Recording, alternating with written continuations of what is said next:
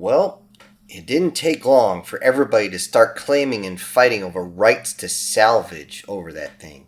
The ginormous floating hulk of resources is something every single government, every single planet, every colony just wanted. And why not?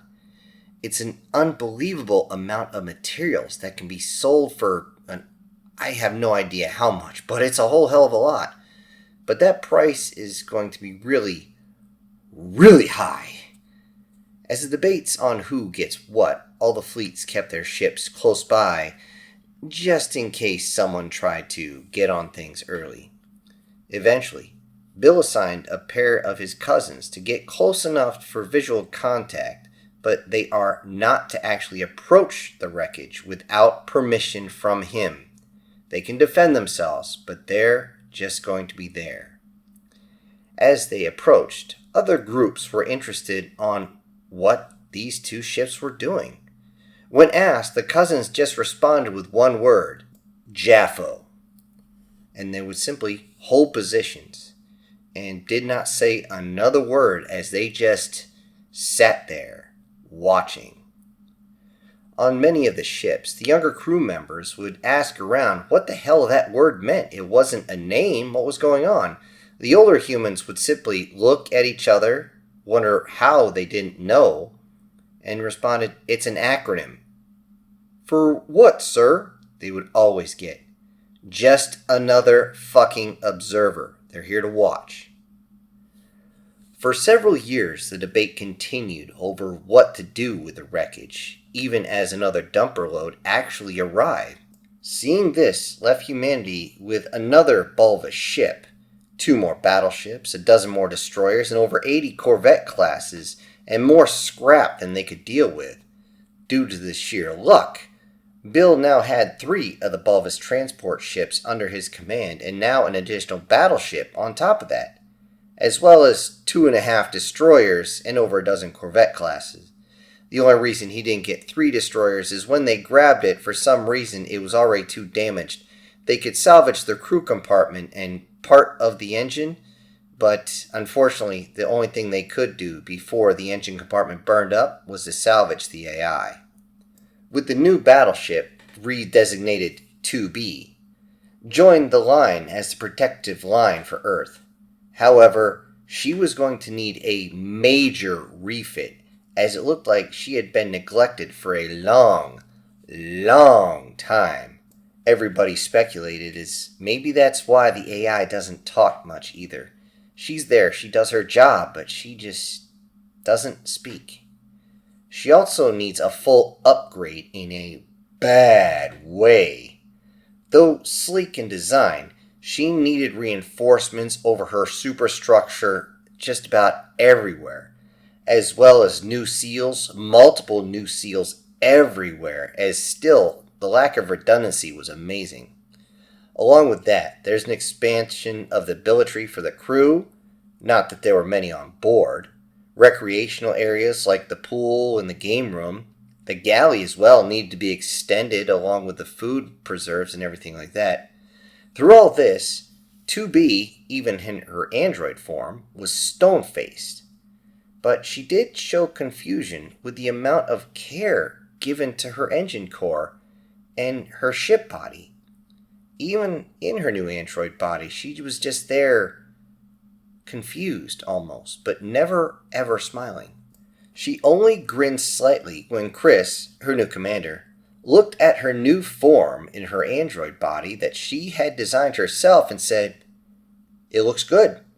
Normally white hair doesn't work on someone that looks so young, but you definitely make that work." Moving over to the new drone-carrying cargo hauler with an AI-designated Chromia took to the new situation much better than 2B did. She took to her android form, crafting a blue-skinned creature, which was odd. It was very human-like, yet she seemed to like to show off her cybernetic components as though they're tattoos. They don't actually stick out of the skin, they're just kind of there, as though they're part of the skin itself, which actually they are. Her android body is much more biological now than it is cybernetic, but still Apparently, she wants everybody to know that she's not exactly human. Since she arrived fully loaded, as in drones, crew, and everything else, she was very interested in jumping into work. She had to wait, though, as she was also in desperate need of upgrades. However, as soon as she heard upgrades, she suddenly perked up and was just very interested.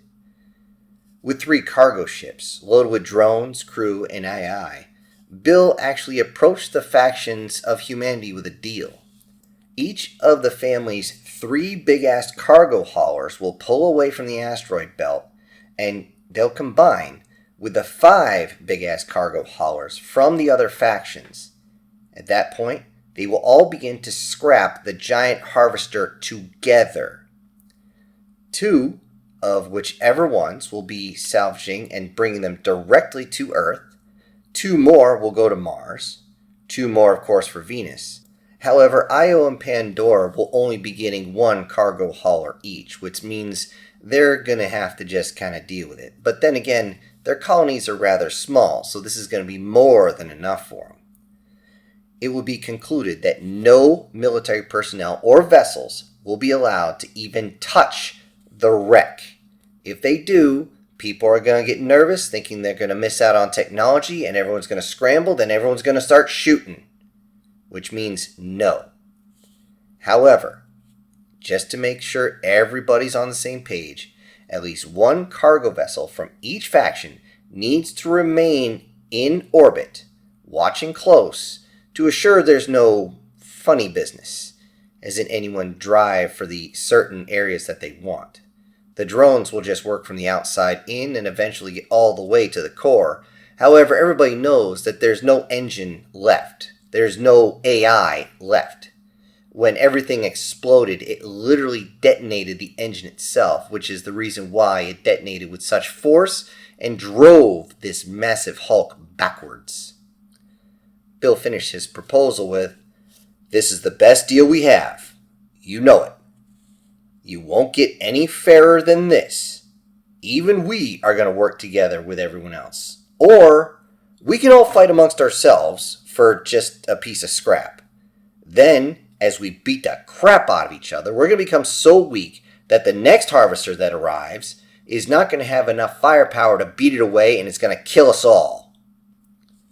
With this, everybody agreed, mainly due to the pressure from the general population as they wanted these materials bad. With this, the long process of salvaging this giant mass of metal began. With so much material, each planet and colony went into overdrive.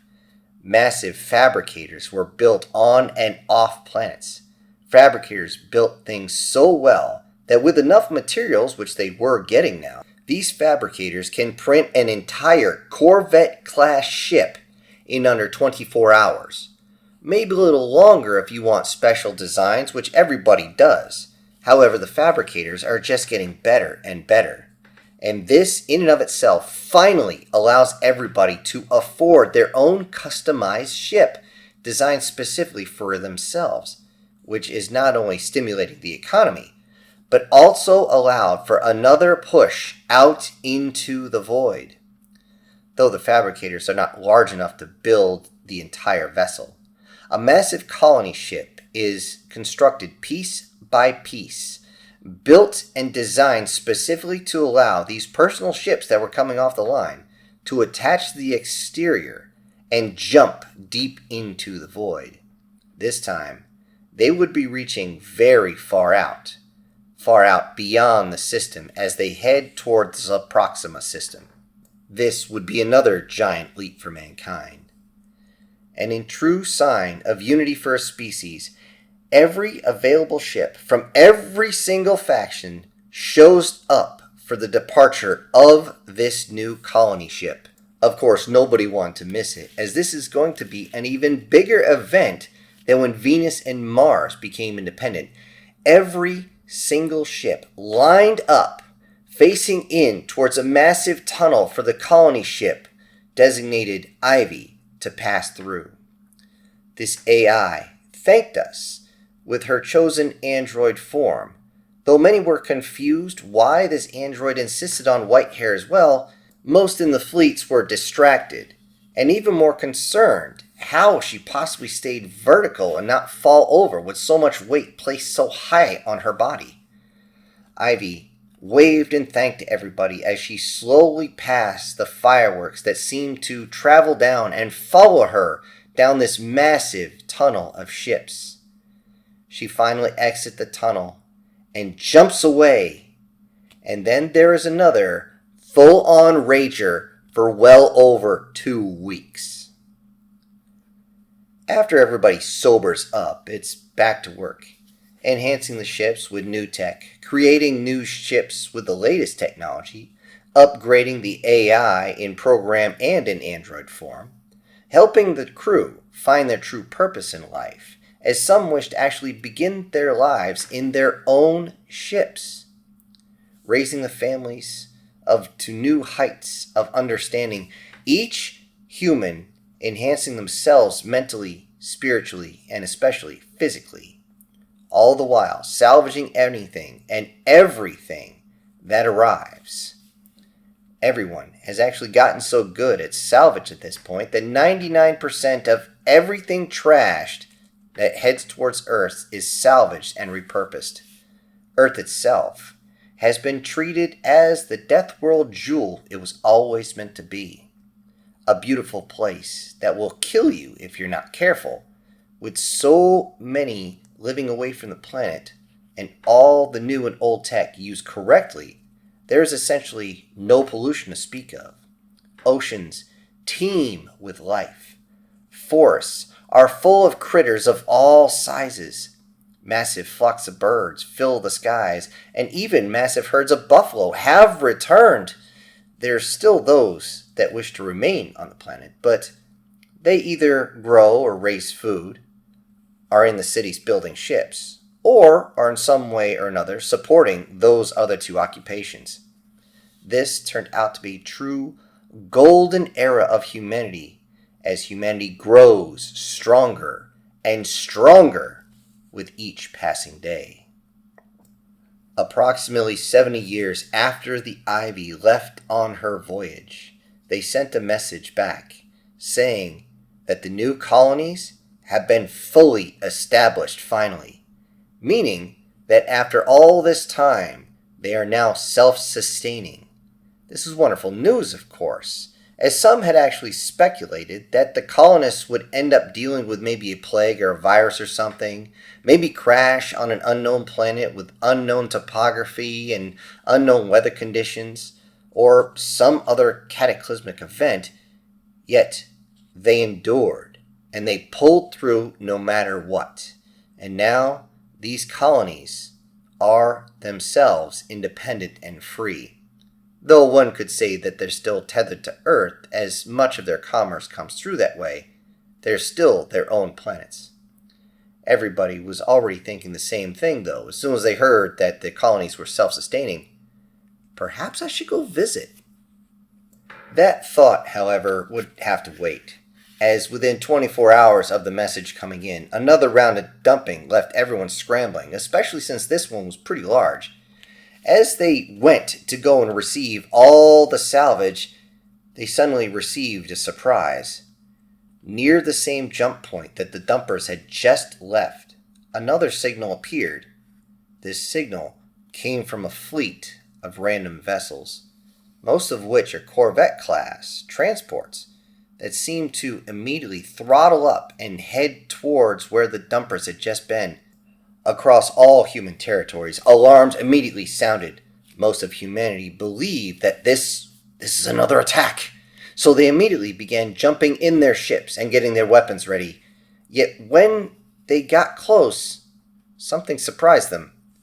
About 150 of these new ships are now moving towards the scrap pile as it floats towards Earth's path. They don't try to communicate, but the battleships begin jumping in, and this seems to frighten them as they all seem to freeze in space, firing their forward thrusters and coming to a halt, simply stopping and waiting. As the first battleship comes in, they hear, "This is Fleet Admiral Halsey. State your business for arriving in this sector. There is, of course, no response for over an hour as even more human ships begin to jump in. So many that they seem to clutter space as they come in 1, 2, 3 at a time. As the minutes tick by, human ships begin to scan these newcomers. The results are interesting, to say the least. These new manned ships all look deep in disrepair. A few actually show battle scars, while others are simply missing pieces as though there was a blowout or something. With most of the weapon systems either completely destroyed or non-functional due to one reason or another, usually out of ammo, it's beyond clear what this is. It's one thing it's not, is an invasion force. The minutes tick by into hours, and hours tick by into days as everybody just kind of sits there and stares at each other. The AI from every single human ship tries to speak with these new ones that just seem to sit there in the void. It isn't until an AI, designated Yan, showed her form to them. Her form was that of a kitsune in a surprisingly short kimono. God help her if she bends over. She spoke with a very gentle tone, and then, surprisingly, everybody finally got a response. They were told that this was an elder, the elder, speaking, but nobody wanted to call him that as he barely looked 30 years old by human standards. He explains that they were invaded by a species that wanted their paradise world, their home world, for its beauty. Most of the population was either killed or subjugated when they tried to resist. Their species then spent 30 years, calculated in human terms, in bondage, being treated poorly. They learned enough, however, to steal ships, and they've been holding their people together by keeping them alive by simply chasing the scrapper ships, salvaging whatever they can just to survive. He mentions in that weak voice of his that they would have just jumped away, but they're at their limits. He finished his own speech with, "If you're going to force us into bondage, know that we will fight, as we would rather die free. If you're going to kill us, though, do us this one favor and make it quick." He ended the transmission, and the entirety of the human forces agreed on what to do even before the question came out. Admiral Halsey came back on the line. "Since your intentions are to live and not to attack, we welcome you to the Soul Sector. You no longer have to live on scraps, as any ship willing to accept you is currently opening its bay doors for you to dock. However, before you choose which ship to dock with, please review the data packet you are being sent currently.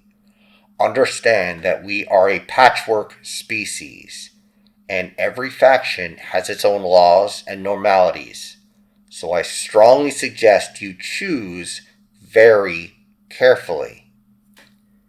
It would be nearly a week human time before every newcomer chose where to go.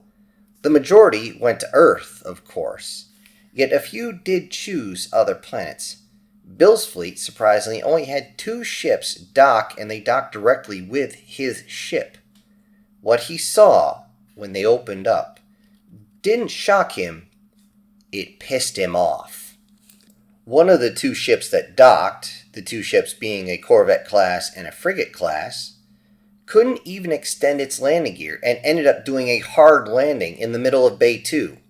Aya seemed to scream in almost a subliminal pain as the big cargo frigate seeming to pound her insides. The frigate doors opened and emaciated kitsune-looking creatures suddenly crawled out. They crawled as they didn't have the strength to walk anymore.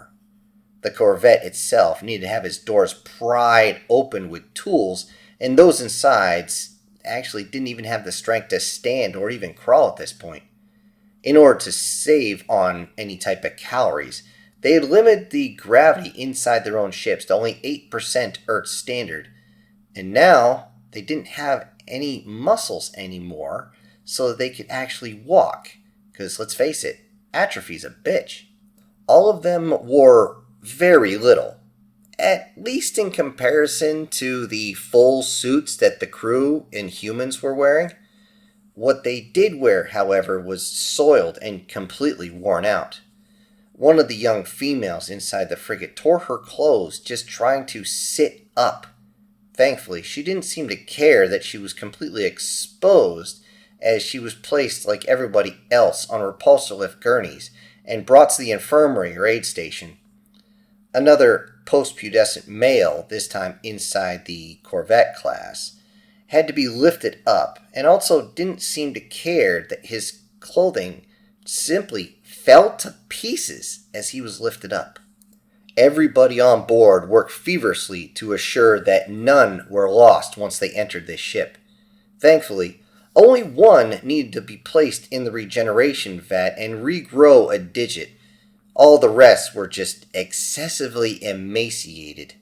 Once inside the aid station, the newcomers all seemed to sleep very soundly as IV drips full of fluids and nutrients began to enter their bodies, slowly as not to put them into shock, but building up more and more so their bodies could do what they do.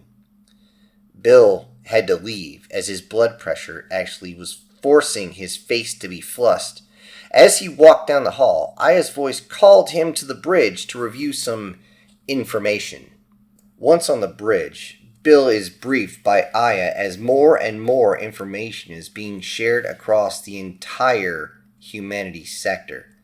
Bill ended up tightening his grip on the arms of the command couch as everything these newcomers said was absolutely true. The ships they had recovered had recorded everything, and everybody was downloading their hard drives and sharing it across all fleets. This is not an age where this sort of thing is hidden. No, it is shared. The invasion of a absolutely true paradise world, no matter how you looked at it. The 30-plus human years of occupation where the abuse of the local population was evident. They were used for their softness and their beauty. These newcomers were used like pleasurable items to touch, that is, until they didn't meet the desired aesthetics. Perhaps they were too young, too old, the wrong color fur, the wrong shade of the color they wanted of fur, too tall, too short, too fat, too thin. Nothing was good enough, and the standards kept changing more and more and more. Upon seeing the auction where the newcomers were set in metal cages, being groped, stripped of everything, paraded around, beaten if they didn't move fast enough, spit on if they didn't reach the aesthetics, and even in some cases, used right there in front of all to see. When he saw that happen and he saw the breaking of the soul in that newcomer's eyes, Bill reached up, pressed a button, and shut off the video. He stood up, and that's when Aya, simply walking out in her android form, said, "What do we do?" Bill didn't look at her. "We prepare," he said. "Prepare for what?" she asked. "Did you not see that?" he said, pointing back towards the video screen. "No human worth a shit can just sit by and let that happen. But we do have to pause and stop those that are going to be wanting to go off cocked. So all we have to do is prepare all?" Aya asked. "Exactly," Bill said. "Now, I need you to send a message to the council. Tell them that the family fleet is willing to work with them to liberate the newcomers' homeworld. However, we have to do this smart, and emphasize that. I will need to know when they will be convening to discuss this matter, and I will be there personally." Aya pauses and looks shocked at that last part, realizing that Bill has not left the orbit of Earth in maybe, I don't know, a dozen times in the past 50 years? Hell, he hasn't even left the ship in nearly a century. She then says, "Are you serious?" Bill turned slightly and said, "As serious as a bullet to the head." Then he fully turns and looks at Aya in those piercing eyes of hers. Something about his eyes scares her at that point. Something that has been buried deep is rising up. Something that he let lie is beginning to awaken. Something primal. Something dangerous. Something that made her look at him with a bit more fear and oddly desire. She then said, "Message sent. Should I prepare your personal ship to leave?" As she was actually referring to her original ship. Bill said, "Not until we get a response." Aya pulled back into herself as she was checking the cameras and checking on the crew. Then she spoke, "With the newcomers still under supervision and the crew checking the new ships, what are we going to do now?" Bill seemed to look right through her as he said, "Like I said, prepare." Then Bill turned around, walked over to what seemed like a wall, and opened a door that was hidden. You couldn't see it when you walked in with the naked eye. When it opened, you could see inside was a fully upgraded set of power armor, an exosuit that he had kept in pristine condition. Its green metallic surface represented his former service a long time ago. Next to it on the wall was a jetpack, also known as a thruster pack. On the other side was his primary weapons. Scattered around the walls to the left and right are attachments that will strap themselves on top of the exosuit itself, once the suit is on, of course. Everything about it screams one thing: I bring death. Bill just seemed to look at it for a moment before smiling ever so slightly in a truly predatory grin before saying, "Hello, old friend." Hello everybody, this is Syntax. Thank you so much for joining me today on part 4 of this ongoing series. Now before I go, I need to announce the winner of today's contest, and that would be Julius Boone. And he beat out Chris Johnson by about 3 seconds.